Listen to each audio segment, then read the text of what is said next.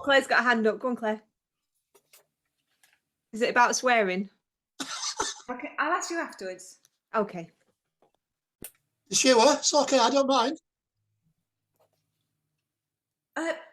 Well, it's no, you'll see why. It's just I mentioned I was doing this training, or we were having this training in Norrms. You were talking to us at work, and my little team at work, which is just said, could we have it?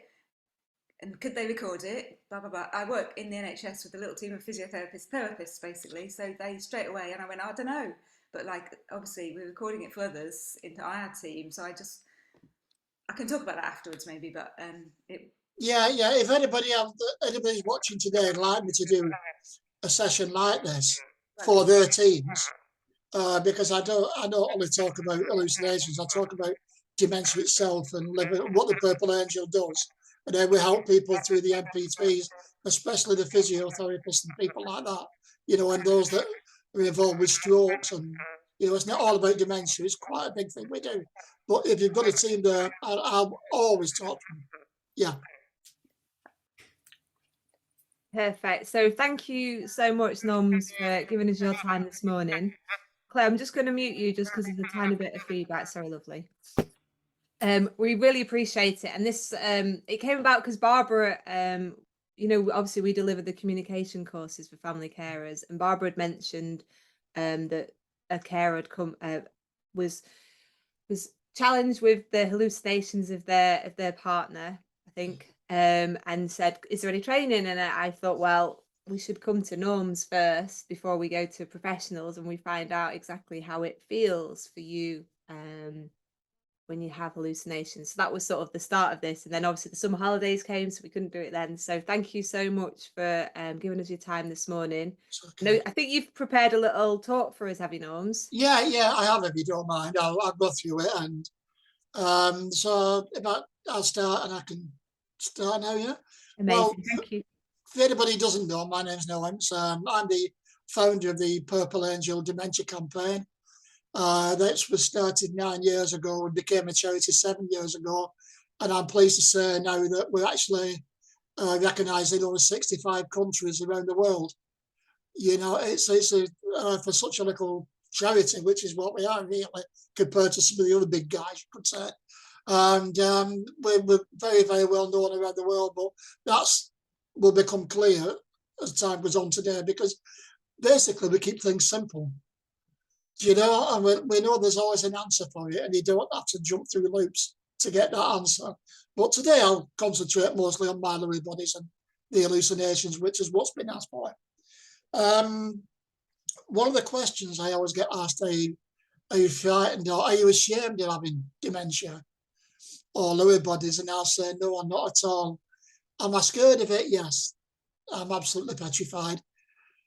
My father had dementia, my grandmother had Lewy bodies, as they didn't know then, but looking back, we knew it was Lewy bodies then. So does it run the family? Well, we'll leave that to the scientists, let them decide. But I've never been ashamed of it. I'm petrified, yeah, but I've never been ashamed of it because I've seen what happens. I've written the book, about living with Lewy bodies, and I've written the last line, and I know what happens at the end. So that's the reason why I'm petrified. But am I ashamed of it? No, why should I be? Because it's just like any other illness. I was actually diagnosed with Alzheimer's to begin with, about 9 years ago, 10 years ago.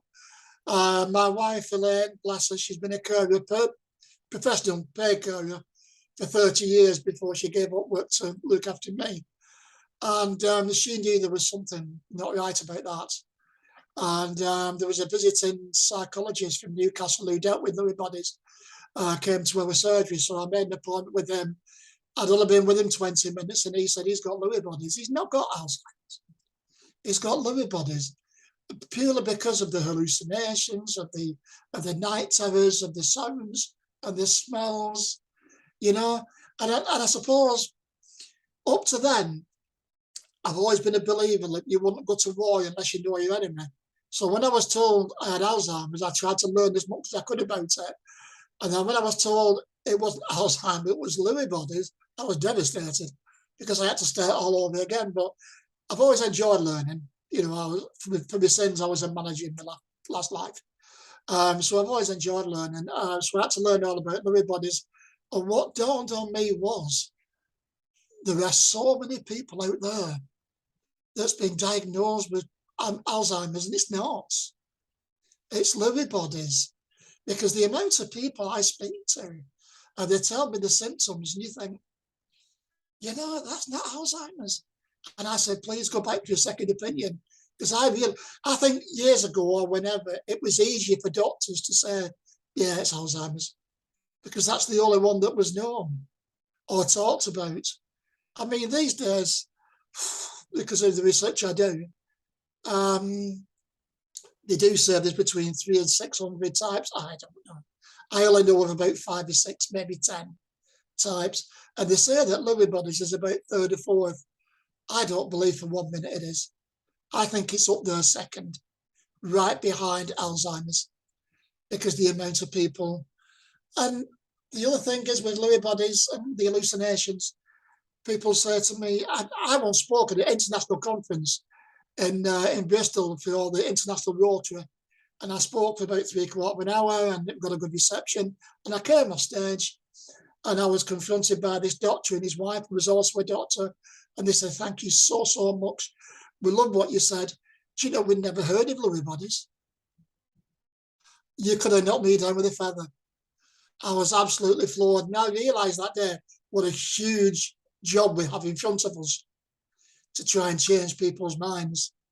Do you know, because if doctors aren't getting it and they're not understanding it, and I've met some lonely people since who said, I've never even heard the word Lewis, you know, and yet you get the likes of Robin Williams and, you know, people like that who died of it. And, you know, I'm quite lucky because I'm one of the directors of the Lewy Body organisation in New York, which advised on the film with Robin Williams. I'm one of the directors on there.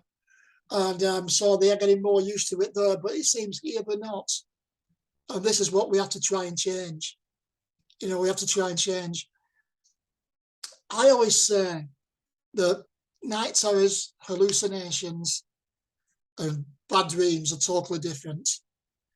My night terrors are like a XXX rated horror film, which I will not go into detail. I only do that with my psychologist and my wife. But the night terrors are the goriest, most unimaginable horror film you've ever seen. But you can't seem to come out of that. And that's why a lot of people with Lewis thrash about in bed. And they shout about, they scream, you know. And that is night terrors in a nutshell, basically. Because they cannot get out of that state of dream time, as I call it, as much as they want to do. And the most horrific thing about it is you also get flashbacks with it. So you also get flashbacks. So you could be anywhere, anytime, and suddenly get this flashback and start screaming. And people, quite rightly, would look at you and think, what's going on? You know, because they don't know, and you don't know what you don't know. And you can't blame these people for doing that. We would, under any other circumstances. We think, what's going on here? What's he doing? You know? But we've got to try and educate people. So night terrors is horrific.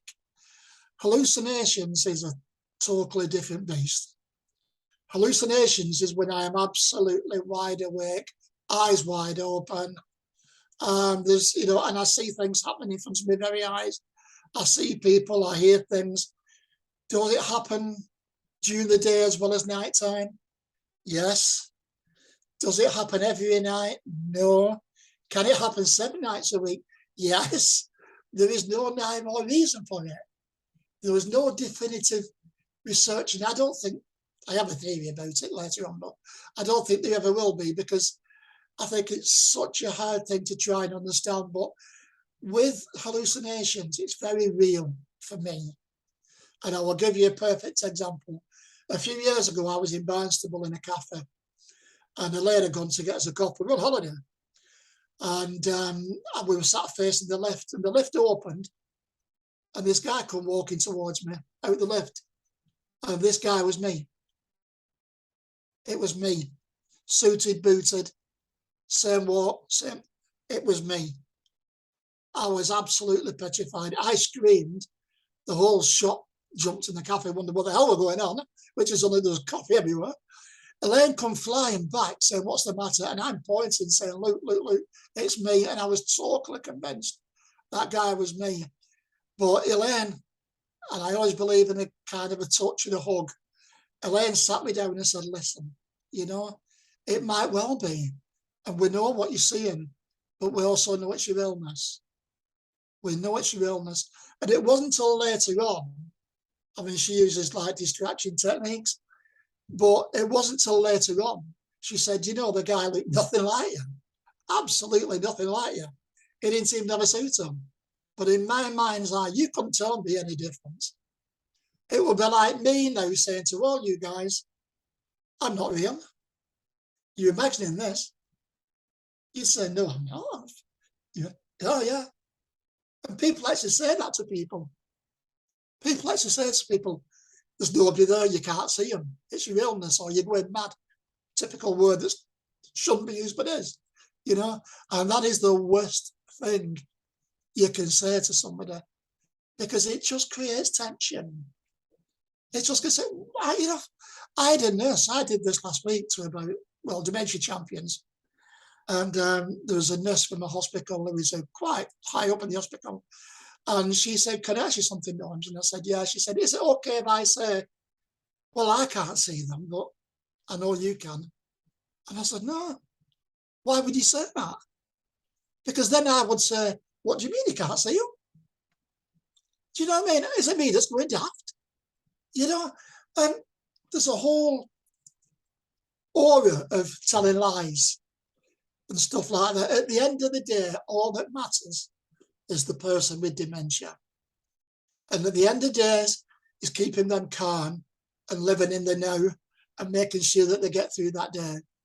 We know people still today who, when they're in care homes or when they're anywhere else, and they'll say, where's my mum, where's my dad? And they're quite clearly in the 90s, you know.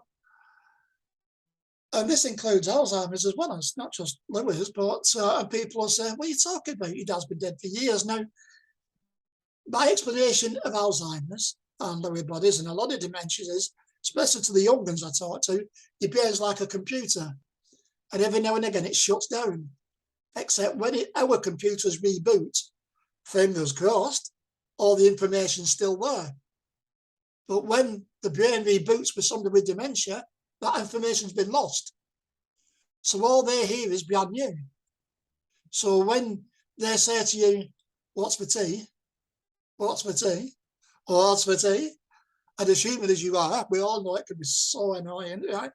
But that's the first time they've ever asked it. They've never asked that before. So can you imagine? I mean, we went all over the place, including Manchester many years ago, and we did all the funeral directors.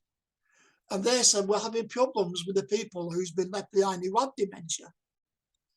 And they're saying to our guys, who's in the coffin? And we don't know what to say to them. Because they could say, well, it's your wife. Can you imagine being told that for the very first time, sat in a church? Or can you imagine being told that in a care home? Time and time again. Just put your minds back to when you were first told about somebody when very close and very loving, and you lost, and how upset you were. Can you imagine being told that time and time and time again? Who has the right to do that to anybody? Nobody. Because it's one of the cruelest things I've ever heard of. And that's why we implore people who look after people with dementia, but more so Lewy bodies, because that's what we're here today about, hallucinations, to go along with it. To say, yeah, because you don't know, it might be the mum that's seeing, it might be the father that's seeing. You know, I mean, there's two sides to this, you know. There's certainly two sides to it, because I once sat in my front room and we have patio doors and all these rabbits came in. Now, if you knew my wife and you knew how house-proud she was, right, there ain't no way on earth we'd have rabbits in the front room, right? It's never going to happen, never. And I looked down and I went, what's going on? Why we got rabbits in the front room? And Elaine, being Elaine, ex-carer 30 years, she said, hang on a minute. And she shooed them all out. And she shut the patio doors. And she said, they're gone now, love. And as far as I was concerned, job done. I carried on doing what I was doing, distraction techniques again. But there is another side. I was once stood talking to about 150 carers in a big, massive room at this care home. It was a huge care home. They'd come from everywhere. And I'm about 20 minutes in, and it's about 11 o'clock in the morning. And I'm in about 20 minutes in, and all of a sudden, this rabbit come running in and stood right in front of me and stared at me. And I thought, oh my God, I really don't know, is this real or not? You know, and I looked at the rabbit, and the rabbit looked at me, and I thought, it's not going away, this. You know, and the people thinking, what's he doing? And I just happened to look at Elaine, and she said, I can see it as well. And it escaped from pet therapy. And it actually run into the hallway. So you see, guys, sometimes it's not all what it seems, because sometimes it is perfectly real. And that's, in a way, that's funny. We laugh about it now.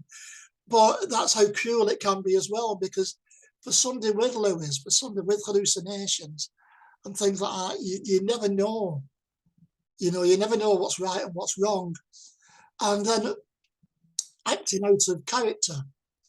I mean, I've never been a swearer, and thank you for, I'm still not now, you know, but we hear so many different stories of people who are good, God-fearing people, and then all of a sudden they turn into a bicker, or you know what I mean, and it's every other word it comes out, and it's your nan who's 95, you think, oh my God, where's that come from? But you've got to remember that these guys have heard this language before. They might not have spoken it, but with Lewy bodies, it's a lot like from global. Your inhibitions, you get your inhibitions, and they start to come out with all sorts. And people, carers, and other people think, oh, they're just playing up. I'm guilty. When my gran built me up. She was the one who built me up. And at the time when she passed in the late 70s, before she died, I was convinced, sometimes, she's just doing that, because we didn't know any better, you know. And I feel so guilty now because I've educated myself. And I've learned to live with it now, because you don't know what you don't know. You know what I mean? But it's not right that people do think like that. We must make sure that carers out there and people out there realise it's not their fault, it's the dementia's fault. It's the Lewy body's fault, it's the hallucinations. They are seeing what they're seeing, and there ain't anybody in the world is going to change their mind. So we really do have to go along with it as best we can, because if not, it's going to cause all sorts of crisis, you know, and all sorts of anguish. And I mean, I wake up in the morning sometimes and I think, did I really do that yesterday? You know, I might have been going into town and I'm in the middle of a busy town, and I just burst into, I write songs for my sins. I write songs, and I love music. And I just burst into tune. I just burst into song. Or if somebody says something to me and it's a line from the song, I say, oh, I know that one. And I'll start singing, right? And I'm not a brilliant singer, which makes it worse, right? But then in the morning, I think, oh my God, did I really do that? But the most awful thing about it is, you know you're doing that, but the chances are you're going to do it again. And there's absolutely nothing you can do about it, because the moment overtakes you, the dementia overtakes you. One of the best sentences I ever heard was from June Brown, who played Doc Cotton on EastEnders. And she said, because her husband died of Lewy bodies, and she said, Lewy bodies is like having two diseases. You have dementia, but you know you've got dementia. That's the difference. With a lot of the dementias, you don't. You don't realise you've got it. There's so many people in denial. But with Lewy bodies, because I can do this in the morning, because I talk fluently, and not hopefully anyway, because I talk fluently and you can all understand me, I couldn't do this at 6 o'clock tonight. I just talk gibberish, or Lewy bodies, as we call it, you know. By 6 o'clock, I'm wandering about saying, where am I? By 8 o'clock, if I'm not in bed, I'm asking to go home. And how many times have you heard people with Lewy's or with anybody with dementia saying, can I go home? So what does that mean? What does that mean? Well, I have a theory, and I am a layperson, so I'll let you make sure you understand that. I believe that when I'm asking to go home, do I mean my home of birth? Do I mean Bolton? Have you been to Bolton? I don't mean that, trust me. I love Bolton and I'm proud of where I come from, but I don't mean that. Do I mean my spiritual home? No, I'm sorry. I was born a Roman Catholic, but not anymore. So much has happened. You know, I've lost my faith. I'm very honest about it. I have lost my faith. So what do I mean? When I want to go home, and what it means to me is when Elaine comes over and touches me, or puts her arm around me, or holds my hand and says, you are home. Home is a feeling of security. Home is a feeling of being wanted and being there. That is what going home means, I believe, in my humble opinion. I believe that's what it means when people say, I just want to go home. They just want peace of mind. Because I believe that, I wouldn't like to say that Lewy is an hallucination. I wouldn't like to say it's the worst of them all. They're all bad of a bunch. But it's a very cruel disease because you know you've got dementia and you can see, and you know you're losing your life skills. You know when you suddenly can't use a fork properly. Or I have to wear, I still call it a bib, but I know I shouldn't. But when I eat, I still have to wear a thing around here because I'm spilling it and I'm missing my mouth. You know, it's still embarrassing when I go out and still get the nods and the nudges and the winks and the, you know, but I've come to live with it because, they don't know what they don't know. But it is a terrible, terrible disease. People say to me, will there ever be a cure for dementia? And a very good friend of mine from Liverpool told me, to me, coined it perfectly, when he said, I don't think they'll ever find a cure in my lifetime for dementia, but I do hope that we start to understand it better. And I think that's the best we can all hope for at the moment. And the reason, again, I am just a layperson, but the reason why I think there's been no cure for dementia, for Lewy's, for Alzheimer's, and as much as they say, you read things in the the Daily Mail, Freudian slip there. Red wine cures dementia. I wish it did. No, it doesn't. Aluminium, no, it doesn't. E-additives in food, no. Dementia, Lewy bodies especially, has been around since the dawn of time. Look through your history books. I'm a bit of a history book. Look through your history. The madness of King George, the Pendle witches, local, seeing things. People getting burnt at the stake because they see things. It's not. Lewy bodies hallucinations has been around since the dawn of time. It has absolutely nothing to do with additives or aluminium or anything like that. And it's certainly not red wine. Well, but it's been around from the dawn of time. We've got to get people to understand that, to make sure they know that it's not this new thing. Just because somebody's put a name to it, Lewy bodies, doesn't mean to say it's always been around. And the reason why I don't think they'll find a cure, I honestly believe they're looking in the wrong place. And I know I've said this at conferences, and they've gone, it's a bit above my station, this, but as in the common cold, you've got the common cold, yeah? And then you've got all different types. There's thousands of different variations of the common cold. I believe dementia is the same. I believe dementia, you've got Alzheimer's, you've got Lewy bodies, but I think you've got strains of Alzheimer's. And I believe you've got strains of Lewy bodies. And that's why when, as they say in the dementia world, when you meet one person with dementia, you've met one person with dementia, because we're all totally different. And I believe there are different strains of different diseases. And because they're not looking at them strains and concentrating on one, what they're doing is just concentrating on dementia itself, as in Alzheimer's and in Lewy bodies. That's the reason why they can't find a cure for the common cold. And that's been around for eons, because there's so many different variations of it. Even during the pandemic, COVID's changing every other month. They've got a new name, fit a new number. So why not in dementia? So why not Luke in that area of different strains of it. And at the moment, I will admit it falls on deaf ears. But you never know, one day the truth may out. And I always say to people, do not believe anything you hear unless the Medical Council of London stand up like Boris Johnson did with the pandemic and say, we have found a cure. Because there's nothing worse than false hope. Nothing at all. You know, I don't believe anything that's in the... If they found a cure for dementia, any type of dementia, if they found it, it would be national news.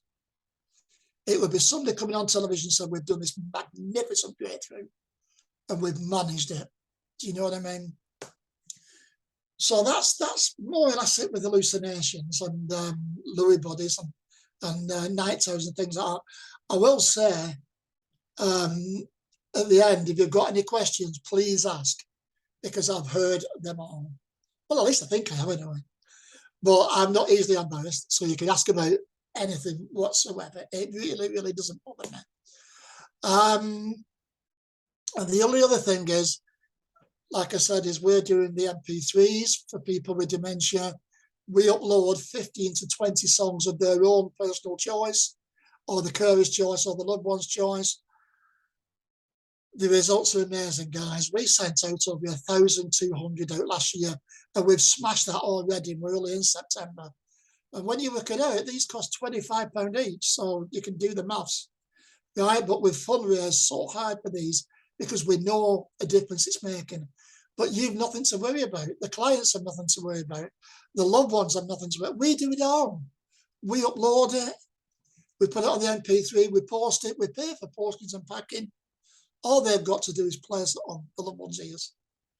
You know, and then we ask for a bit of feedback, and we think that's not much, you know, compared to what we do. But we've had people, the nicest thing that was ever said to me was, a lady said to me, Norrms, thank you so much for giving me my mother back. Because she was quiet, she was very reserved, she wouldn't talk to anybody, but she was an ex-singer. And as soon as she heard the songs, she was up in the care home entertaining everybody. We had a lady who played the piano for the first time in years because she had the headphones on and she had the noise, the tunes. It's the most amazing thing, guys. And I forever, ever go on about it. So, Emma, I'm sorry if I'm boring you because I know you've heard it 1,000 times. But it is the most amazing thing. So please contact me. These are absolutely free. We do have a surplus, which is not, I don't say that very often, but we've just had a couple of really good fundraisers. We've just had a CD, Purple Angel CD, music CD, no less. We've just brought that out. Soon, it'll be soon on Spotify and iTunes. And it's quite simply called the Purple Angel. The girl who sings on it is beautiful voice. She's called Jennifer Bolton. If you do look at it and she reminds you of anybody, the reason why is she was in Bread, the comedy series from Liverpool. She was in the series Bread, and she was Adrian's girlfriend, and she played quite a big part in Bread. And I didn't know it. I didn't know for months and months who she was. I mean, I just knew it was Jenny because her mum had dementia and I was helping her through that. And it weren't until later on somebody said, do you know who that is? So we became friends, and then she sang the tracks on the first track on the CD is a song that I wrote called The Angels Will Listen. But all that goes towards MP3s. All that goes towards the MP3s. So, you know, that's about me done apart from the questions. All I would like to say is, I always say, do I care what happened yesterday if I remember it? Not really.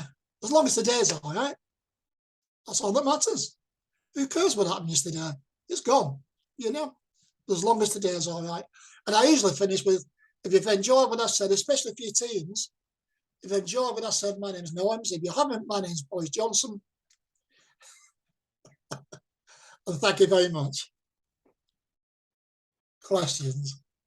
Oh, that was brilliant, Norrms. You'll have to let us know when that when the CD goes on to Spotify so we can share it out and get people downloading it. I will, yeah. It's one of those things. It should have been on last week. You can get the hard copy. I can give you the email, and you can buy it off Jenny because she's got loads of hard copies, £9.99. But it's probably easier on Spotify these days. and iTunes and that. But they're working very hard, but she's not a techie person. So she really is doing her best. But once it's up and running, yeah, I'll let you know straight away. Brilliant. Thank you, Norms. Loads of what you said sort of really resonated with empowered conversations and our approach and what we sort of are encouraging carers to think about and be curious about. I've no doubt there's going to be quite a few questions coming your way, so I'll hold off on my questions and I'll put it out there for the team. So if you just put your hand up and then we'll come to you for your questions, if that's okay. Barbara. How unusual. Barbara, you go first. Sorry. That was fantastic. Thank you very much, Norman. It's given us a much better insight, and I feel happier talking to people about it now. A couple of things, really. You said the chap that came out of the lift, and you thought, and it was you. Yeah. There was somebody came out of the lift. Is that what you're saying? But you. Yeah. That's another side of it. Yeah, it's like what do they call them? Holograms. Type of thing. Right. It's probably the easiest way to think. Somebody puts a hologram in front instead of somebody else.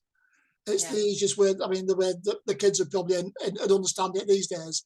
But yeah, there was actually somebody coming out. But you projected yourself onto that, and I was absolutely convinced it was me. Yeah. And it was petrifying. Yeah. Wow. And is everyone who has hallucinations aware that they have hallucinations? No. Right. No, this is why I tried to explain at the end. Once you met one person with dementia, you met one person, because everybody's different. A lot of people are, but a lot of people are not. In the moment, they're not aware it's hallucination. No. It's only after. Yeah. I don't remember everything that goes on, and I don't remember half of the hallucinations I have, but I remember some. And funnily enough, that's one that has stuck in my mind. And then obviously when I do talks like this for the last 9 years, I always bring that up. So it kind of, resonates. But no, not everybody.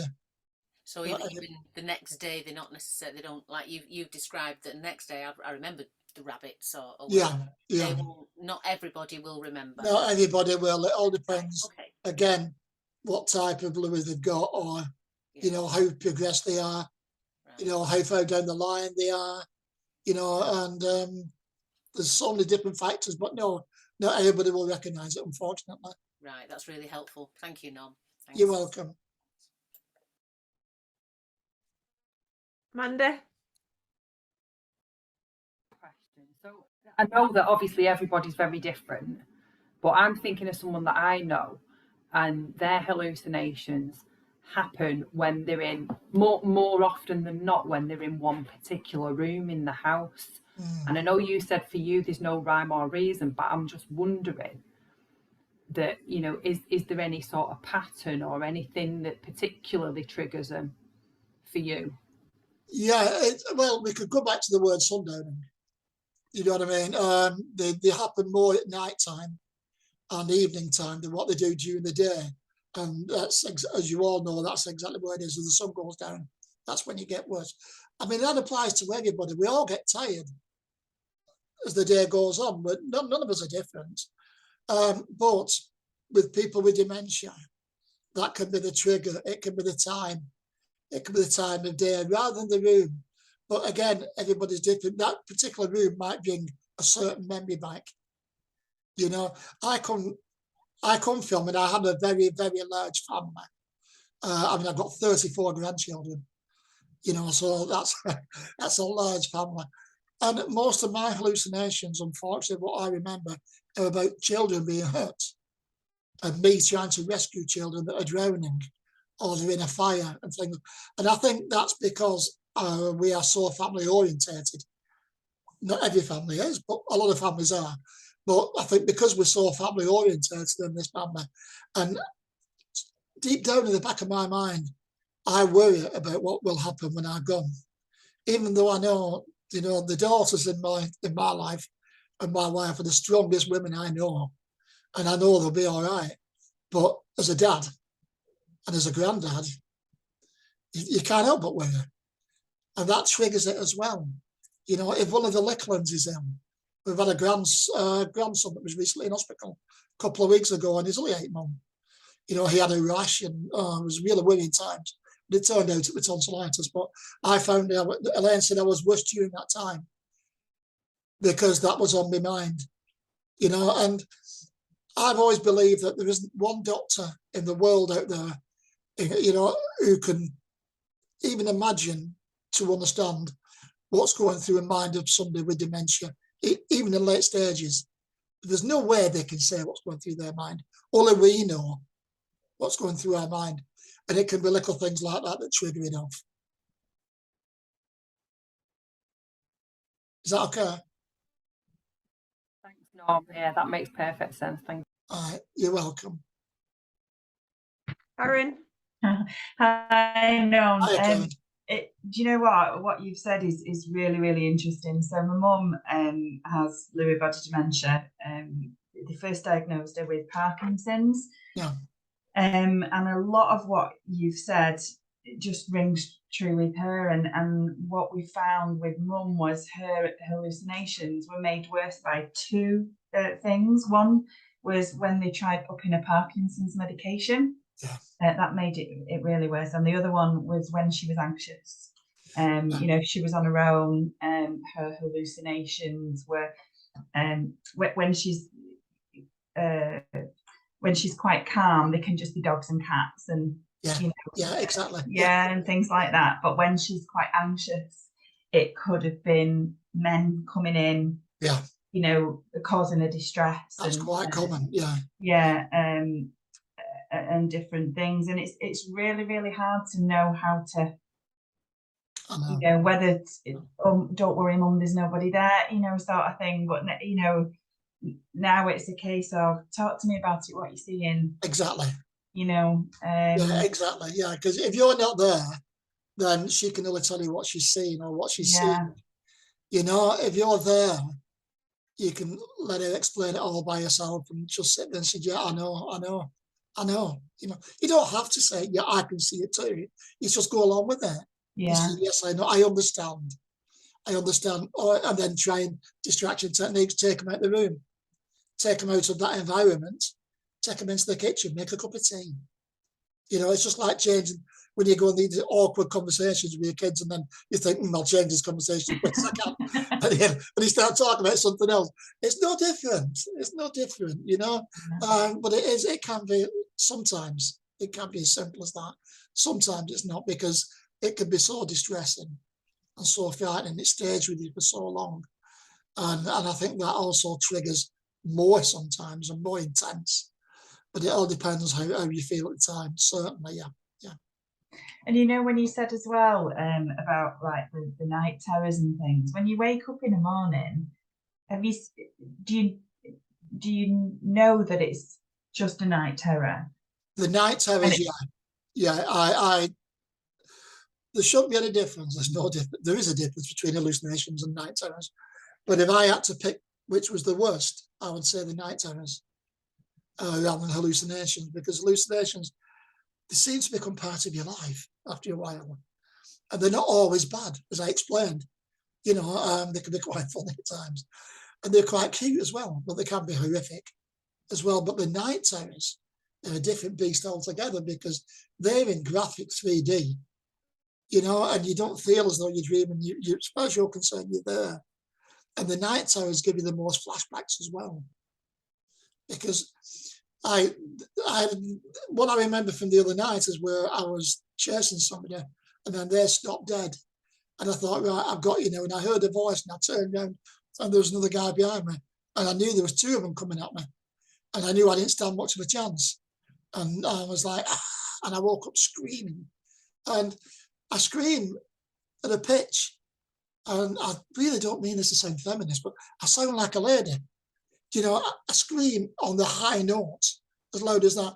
And you know, if I sat here now and tried to do that, it's impossible. I cannot do it. I've tried. My throat's been sore, you know, and I can't do it. But yeah, I am so petrified within the night terrors. I actually reached that note. You know. And yeah, if I had to say which was worst, I would actually say the night terrors. I was totally honest. How does that make you feel when you're going to bed at night? And does it make you feel quite anxious that it might happen? Yeah.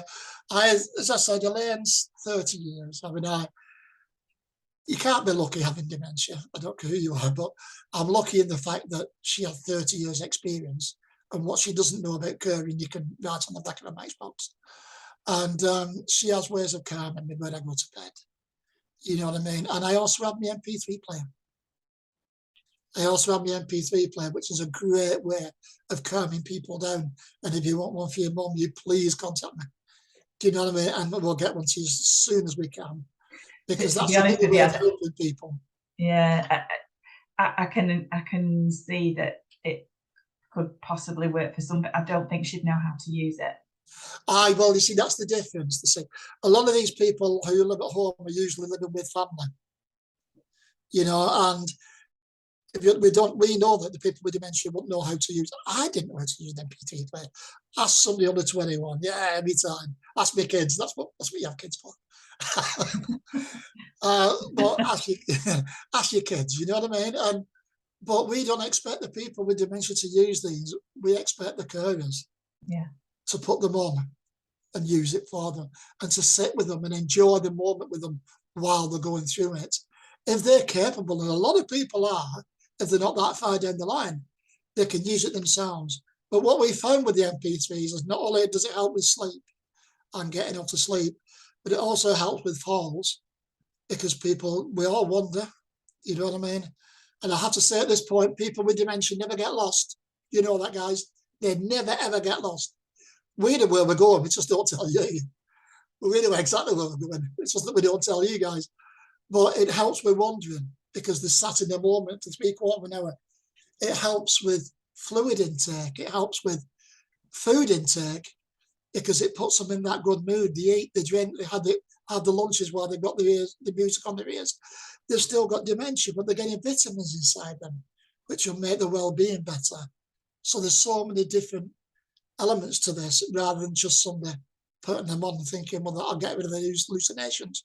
It's all about well-being. It's the watchword at the moment. There'll be one next year, be something totally different. There was one last year that was there's one a year. There's always a word. And well-being seems to be, it's lasted a couple of years, this one. And but it's all about the well-being of the person.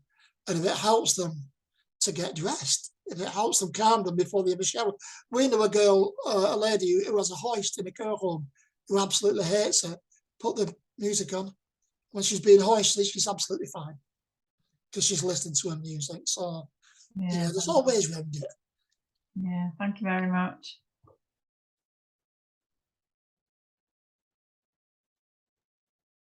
Norms, can I ask you a question? You used the word flashback, and I wasn't quite sure what you meant. So was that it was different to the hallucinations and to the night terrors? Yeah, it's like if you can imagine, how can I put it? You can imagine you've seen something on television or something on screen, and then all of a sudden you know it's gone. But then that moment in time comes back in front of your eyes. It could be somebody screaming in my face. You know, it could be somebody hurting somebody. But just for that millisecond, it comes back. I see it. I jump. I think, wow, what's going on? You know, and I try and, you know, revision or, you know, get myself together. And but it only happens for a millisecond. But it makes you jump. And I think a lot of people with dementia, sometimes they do tend to jump at the slightest thing. And a lot of the time it's noise. But I think because it's still not talked about like it should be. You know what I mean? It's still whispered about, you know, in a lot of places. And people don't talk about it. There's a lot more people like me talking about it now than what there's ever been. We've come on leaps and bounds. But a lot of people don't talk about it. So I think also that's another reason why some people jump. They won't tell you why they're doing it. But I think they've seen something or heard something, you know, that's made them do that. And that's how I class flashbacks.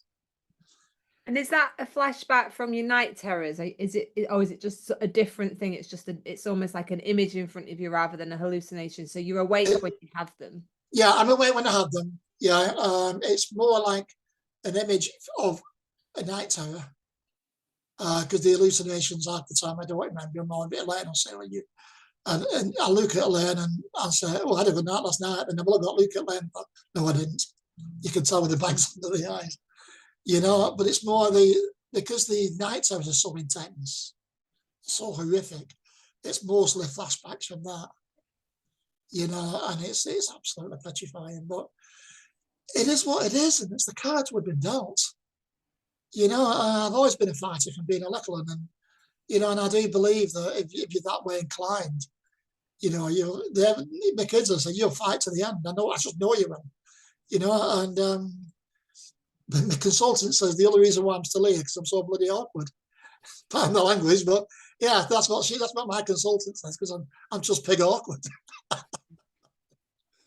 But yeah, it can be horrifying, but you've got to try and learn to live with it. You can't let it define you. You hear this so many times, and but you try not to let it define you. And when you do get into the stages that are so very late, we've got to remember that that's not the person you know. That is, just the person you love and you still cherish and you still hug and cuddle.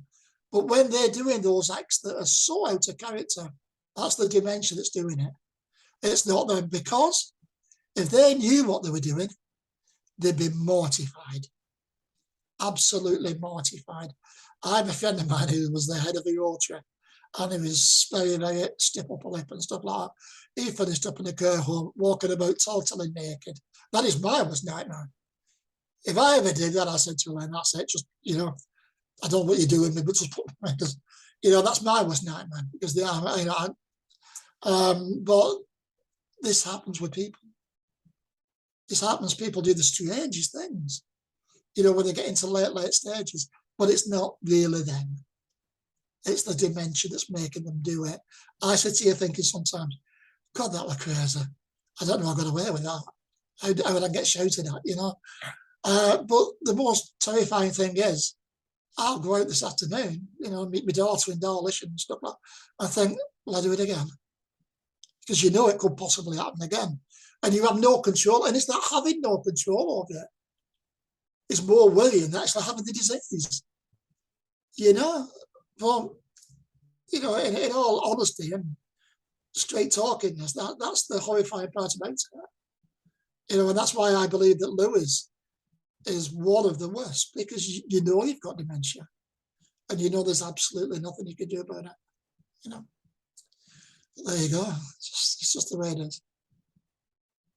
Thank you for that, Norms. I found it really interesting. Well, everything you've said has been interesting, but really interesting, just as you get more tired through the day, and if you're anxious, how that impacts on your life in terms of the hallucinations or the night terrors. When you said when your grandchild was in hospital, Yeah. the night terrors, and you can just, it's sort of, there are some connections, aren't they? Yeah. They increase. There's a trigger for most things. I mean, I'm a great believer that accidents don't just happen. It's a critical chain of events that happen leading up to the accident that causes the accident. They don't just happen.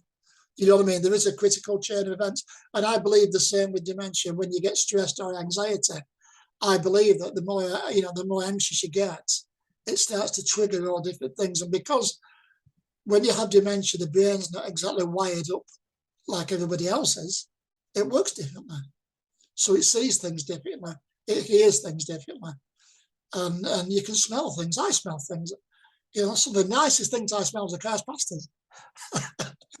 Pies. Some of the worst things I smell, well, I won't go into it, but I can be sat at home when I'm smelling this. You know what I mean? So it's so intrusive. And yet, I think there's only one way to try and not defeat it, but to try and get there. And that's by talking about it like this. So the smell is almost a hallucination. So you're not seeing it, you smell the hallucination. Yeah, the smells. I can smell bacon. I'm a big lad, as you can see, but I can smell bacon. It's usually food orientated. You know what I mean? But I can think, I can smell like that. Smells like I was at a football match at Burnham Park years ago. Do you know what I mean? I mean, Burnham Park's been gone a long time now at Reebok, but you have a certain smell of a certain area. It could be a dance hall at the way I'm showing the age at the Pally in Bolton. You know what I mean? It could be that I can smell, and but it is. I suppose it's like a hallucination, but in by way of another sense, which is the sense of smelling. Yeah, yeah. Claire? Hiya. Hi, I know. Good morning. I haven't said anything yet. So yeah, I guess they give that the fancy word olfactory. I think with hallucinations and auditory. Do you get any sound type? Yeah, I do. Yeah, and unfortunately, it's mostly my mother. My mother shouting me. I can hear my mother shouting, Norman, Norman, where are you? Which is unusual because most people call me Norms these days. So I always know it's my mother because she calls me by my full name. But I can also hear things at night as well, or during the day. I'll hear somebody speak. I can hear the radio playing, and there's absolutely no radio on within 100 miles of me, if you know what I mean, or thereabouts. It's not always bad sounds, but it's just sounds that I can hear and nobody else can hear. You know, the worrying ones are from families or friends that's deceased. You know, that's quite worrying at times. But it's mostly just noises. You know, and I haven't got tinnitus and I haven't got, you know, anything like that. I have been checked because these things you've got to go into. You know what I mean? You've got to make sure they try and eliminate everything first before you start realising it's that. But yeah, it's just the odd echo. It's like an echo, you know, and I can hear my mum, or I can hear her laughing, you know, or I can hear somebody sobbing, and I've no idea where it's coming from. Yeah, and again, I think it's how I am at the time. If I'm happy, I may hear people laughing. You know, if I'm anxious or sad, I might hear family calling me. You know, it's not the right wordage, but it is a weird and wonderful experience, you know. But as I said, it is what it is. The thing is, I think more important is not to look too far into it. I think a lot of people look into it too deeply. You know, they try and get to the nitty-gritty of what it is, you know. And it's hard sometimes because sometimes the simplest answer is the simplest answer.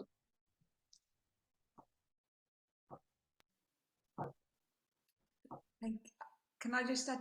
So, I have had one visual hallucination when I was acutely unwell about 7 years ago, and it wasn't scary, but it was so. I was in hospital, and I work in hospital, and it was that there was a mezzanine floor in the hospital, which made sense. One, it was the fact that it was there, and if someone had told me it wasn't there, so sort of that understanding of, you know, how it like it is there, Yeah, and also that it linked in with me knowing as someone who works in hospital how we're always short of beds. Actually, it was a really clever idea.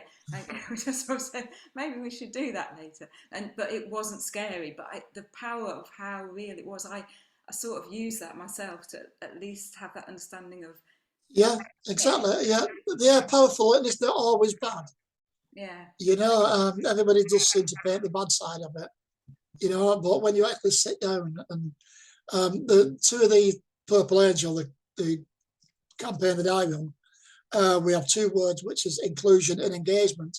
And the more you include people with dementia, regardless what it is, or engage with them, the more you get out of them. And when you get out of them, they will talk to you about this. You know, some, not all, but they will talk to you about this. But it's just making sure that you engage with them and get them in the moments where they feel secure enough and safe enough to talk about it.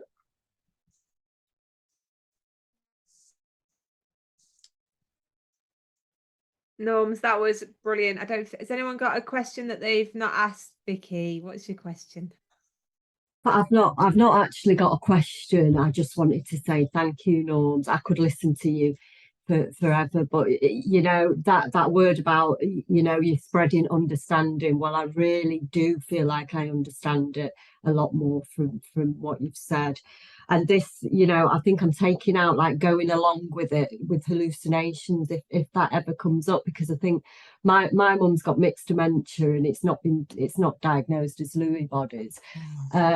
However, I think she does see sort of shadows, and I think she does see things sometimes, and it might be just her eyesight as well, because she's very old, you know. But I've got it in my head now that, because I go along with everything else, but I wouldn't have really known how to handle the hallucination. But it's really useful to think, just be curious about that, like you are with everything else that she might say. And the home thing really connected with me. I'm thinking about me and my mum, you know, because you're right, that comes up a lot, you know. And if I hold her hand and say, well, we've got each other, haven't we? It goes away. Oh yeah, so we're all right, aren't we? You know. Yeah, it is. And the simplest thing, like you're saying, the simplest things. They are they are sometimes. I mean, that's when Emma asked me to do this. She first asked me, she said, can you write a piece, you know, for my staff so they could read it? And I said, well, I'd rather speak to them and explain to them face to face, you know, and in that way we can hopefully get a better understanding. You know, we can all sit there and read, but, you know, when you actually listen to somebody, it is, and I still do now, I listen to loads of stuff, so I would prefer to, you know, listen rather than just read something. So, but I'm pleased it's helped. Thank you so much. Yeah, it's lovely to meet you as well. Oh, I am real. No, thank you. I get stopped in the streets and they say, it's Norrms, isn't it? And I say, oh, you're real then. I say, oh, yeah, unfortunately. Thank you. I do exist. Norrms, thank you so much for giving your time this morning. It's really helped, and I think for all of us, we've recorded it so our team members can watch it, and I think we're all happy to share that out for other people who would want to watch this and benefit from it as well. So Claire, if that's something you want to do in the immediate to share with your team, we could do that, but obviously also Norrms has invited you to have a talk. Yeah, brilliant. Thank you so much, Norrms. I hope you have a lovely afternoon. Claire, did you want to say something? Me? Oh no, sorry, Claire just. Brilliant. Thank you so much, Norrms. Have a lovely afternoon. Really thank you so much, everybody, and thanks for taking your time to listen. Norrms. Thanks a lot. Bye. Thank you. Take care. Bye. Bye.